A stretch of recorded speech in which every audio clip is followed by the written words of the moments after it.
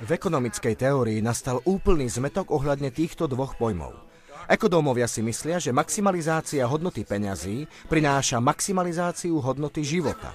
A preto hovoria, že ak sa predá viac tovaru, ak porastie HDP a tak ďalej, tak sa zvýši prosperita a blaho spoločnosti a že HDP môžeme chápať ako základný indikátor sociálneho stavu spoločnosti.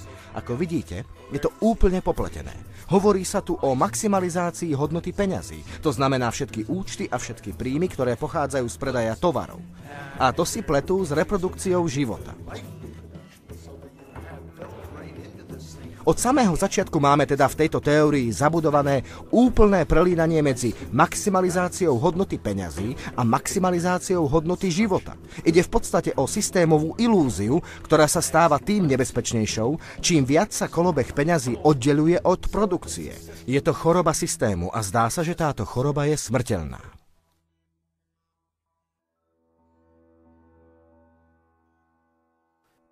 V dnešnej spoločnosti málo kedy počujete niekoho hovoriť o rozvoji svojej krajiny alebo spoločnosti v súvislosti s jej zdravím, mierou spokojnosti, dôvery alebo sociálnej stability. Namiesto toho nám prezentujú tieto ukazovatele v podobe ekonomických abstrakcií.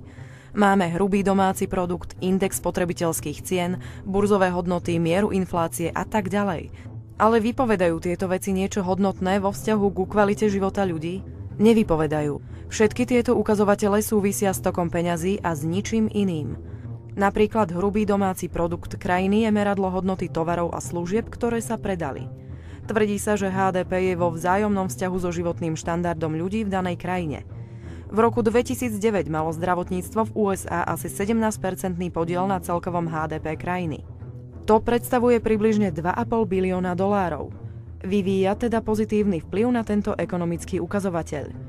Na základe tejto logiky by bolo pre ekonomiku USA teda prospešné, ak by sa podiel zdravotnej starostlivosti na HDP ďalej zvyšoval. Možno na 3 bilióny dolárov alebo na 5 biliónov, pretože by to malo za následok ekonomický rast, viac pracovných miest a ekonómovia by sa mohli chváliť, ako sa v krajine zvyšuje životný štandard. Skúsme sa nad týmto zamyslieť. O čo vlastne ide pri zdravotnej starostlivosti? Nuž, o chorých a umierajúcich ľudí. Totiž čím viac chorých ľudí, tým lepšie pre ekonomiku. A toto nie je žiadne zveličovanie alebo cynizmus. To je realita.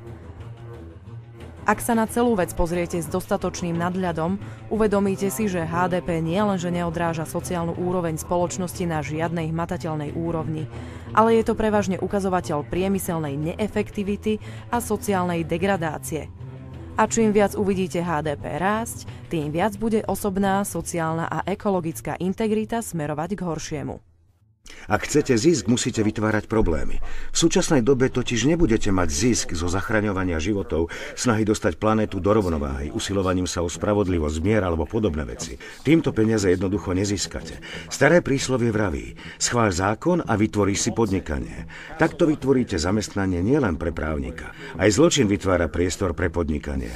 Podobne ako katastrofa vytvorila obchodné príležitosti na Haiti. V Spojených štátoch sa dnes vo väzení nachádzajú približne 2 milióny ľudí a mnohé z týchto väzníc sú spravované súkromnými korporáciami. Americká nápravno-výchovná korporácia alebo Wackenhut, s ktorých akciami sa obchoduje na Wall Street a ktorých úspech teda závisí od toho, koľko ľudí držia vo väzbe.